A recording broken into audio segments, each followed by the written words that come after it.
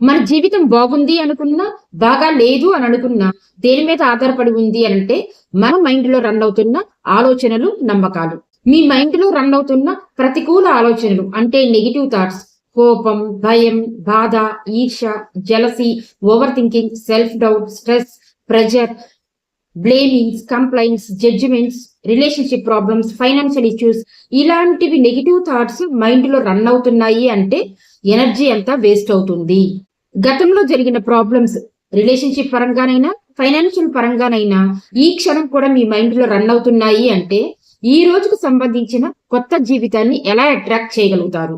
వీటన్నిటికి పరిష్కారం you have to develop right mindset and you have to know your self and your values.